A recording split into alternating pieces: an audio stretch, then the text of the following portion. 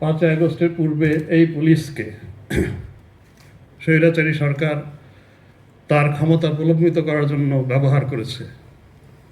অনেক পুলিশ অতি উৎসাহী হয়ে মানুষের উপর অত্যাচার করেছে, অনেকে বাধ্য হয়ে করেছে, অনেকে অবস্থার চাপে পড়ে করেছে। যে যেভাবেই করে থাকুক না কেন, অবশ্যই অপরাধীর বিচার হবে। যিনি অপরাধ করেছেন অবশ্যই তার বিচার হবে। কিন্তু এই 5ই আগস্ট উত্তর নতুন বাংলাদেশে পুলিশ বাহিনীকে আমরা চেষ্টা করছি আবার তার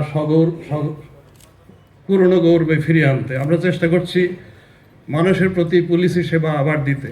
পুলিশের কাজের শৃঙ্খলা রক্ষা করা, অপরাধ দমন যে মূল কাজ, এই কাজটা যদি পুলিশ করতে না পারে সমাজই ক্ষতিগ্রস্ত হবে, এই সমাজ তো দাঁড়াতে পারবে না। তা আপনাদের মাধ্যমে আমার নাগরিক সমাজের প্রতি বিনীত অনুরোধ, পুলিশকে আপনারা অনুগ্রহ করে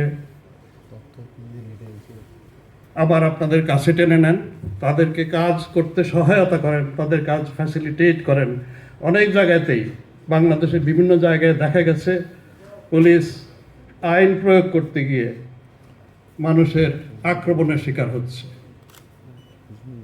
এটা আবেগের বিষয়, হয়তোবা তাদের অতি স্মৃতি মনে পড়ে যখন পুলিশ অন্যায়ভাবে মানুষের উপরে আক্রমণ করেছে এবং অন্যায় আচরণ করেছে, গণবিরোধী আচরণ করেছে। কিন্তু আমরা 5ই আগস্টের পরে 5ই আগস্ট উত্তর বাংলাদেশে আমরা চেষ্টা করছি যারা অপরাধী তাদেরকে সরিয়ে দিয়ে তাদেরকে বিচারের আওতায় এনে পুলিশকে আবার তার সগৌরবে ফিরিয়ে আনা, পুলিশকে আবার কর্মক্ষম করে তোলা, পুলিশকে আবার মানুষের কাছে গ্রহণযোগ্য করে তোলা।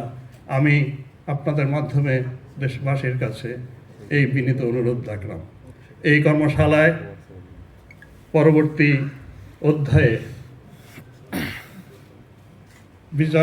সম্মানিত বিচারকবৃন্দ, প্রসিকিউটরবৃন্দ এবং মাঠ পর্যায়ের পুলিশ কর্মকর্তারা আপনারা আপনাদের ভিউজ এক্সচেঞ্জের মাধ্যমে আরও ঋদ্ধ হবেন, এই আশা রেখে এবং আপনাদের প্রতি সকল শুভেচ্ছা রেখে আমি আমার বক্তব্য শেষ করছি।